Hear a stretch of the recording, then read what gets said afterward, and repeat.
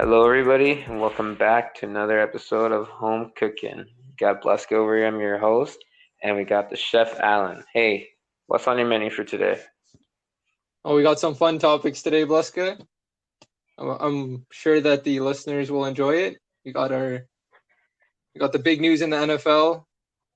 The one of the top quarterback prospects who kind of fell in the draft, who's going to be starting next week, and Tua Tagovailoa.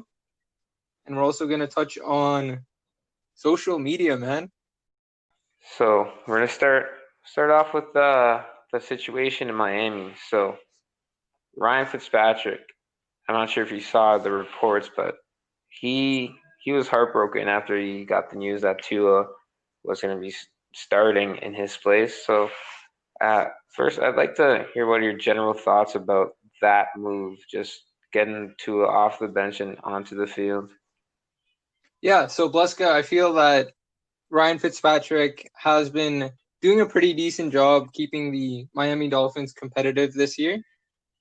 The biggest thing, though, is that if you look at their strength of schedule, they only got their 2 wins against weaker opponents, and obviously you can consider that Tua was supposed to take over for Ryan Fitzpatrick at some point this season, right?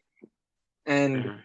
giving him that extra week, considering it's their bye week currently, to prepare to play a very tough team in the Los Angeles Rams, especially with that defensive chess piece in Aaron Donald. It's huge, right? Mm-hmm. And you hope that this year, when there is expanded playoffs, that maybe Tua can hit the ground running and make a difference. But bring it back to your question, Ryan Fitzpatrick, he's a veteran. He should know that he's not supposed to be the long-term answer. And considering that his wins are against teams that are really not going to be expected to be competitive this year, you take the chance to move in with your quarterback of the future moving forward. What do you think? I think you drafted him for a reason, like especially a guy of that caliber. Right. Although I'm wondering why it was now that they decided to bring him in. He was only his first snaps were last week in like the fourth quarter, but yeah, now he gets a chance to go up against one of the most formidable defenses he's gonna see. As you said, they got Aaron Donald in the front, and still got to deal with all pro corner Jalen Ramsey. So that's not always Mhm. that's gonna be an interesting introduction.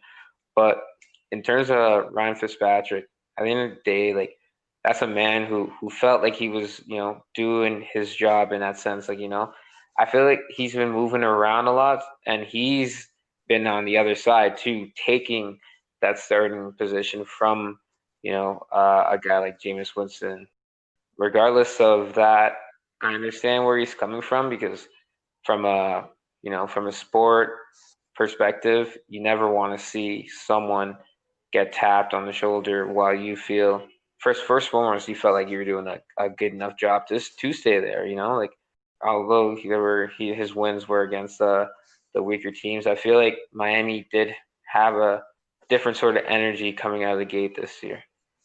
No, that's exactly the case. And I've heard reports that Ryan Fitzpatrick is like, obviously he's upset about the decision and that maybe he would consider asking to be released or traded, but not many teams are going to hand the reins to such a veteran quarterback at this point, right? And I really feel bad, Bluska, to be honest, for a lot of the, what is it, short-lived. I don't like the word. I forgot what the word is, to be honest. I think it's it's the stopgap, right?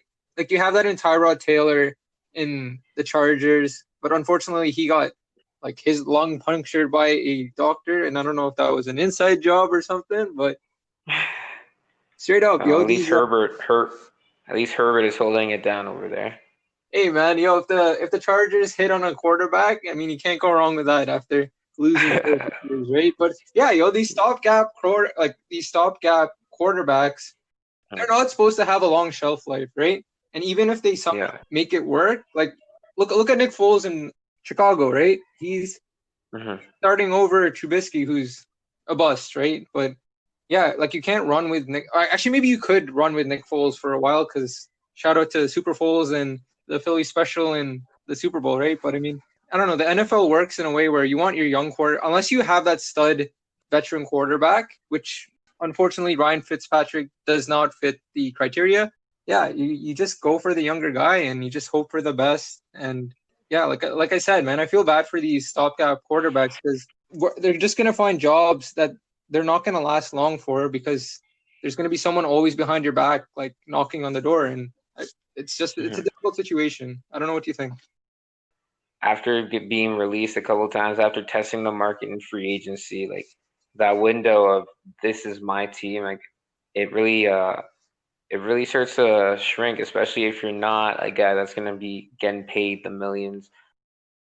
Yeah, and Bluska, just thinking about it now, what I want to ask you about, like regarding this topic, if we move further away from Ryan Fitzpatrick and focus more on Tua, I wanted to ask you, like, what do you project out of him? Like, where do you see him going?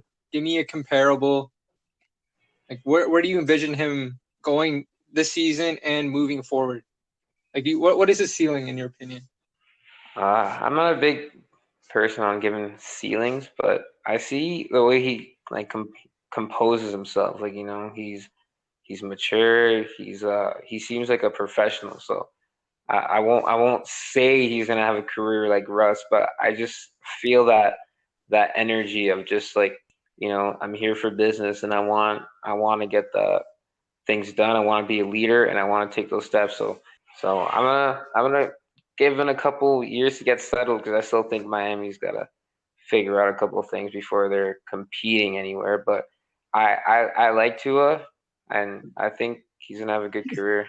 Yeah, no, I'd agree with that assessment. But dude, man, you sounded like a cop out. You gotta give me some hot takes. Let's go. Like Tua's gonna be like Aaron Rodgers or something, but the left-handed one. Oh, I'm just kidding. no, I can't give him that. That's too much of praise right there.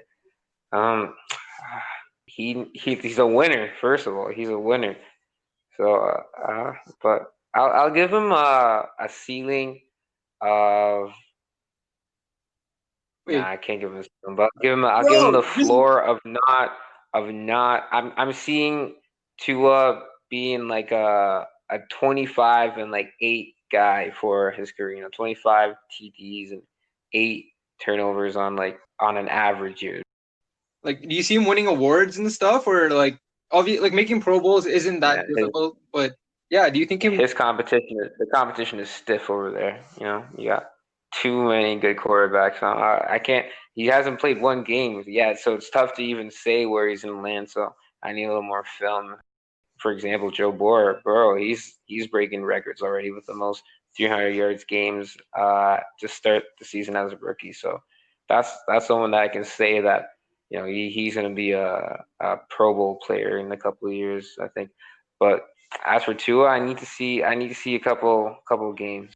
For sure. And yeah, just my closing thought on this is that I don't know, man. Maybe I'm overestimating him just because I have a good feeling about like these hyped up quarterback prospects. But yeah, I told my manager that she should pick him up because you never know, man. These guys it could be a lightning in a bottle. You could see like Dak, throwing it back to Dak because we like talking about him. Looked over gems. Yeah, so Bluska,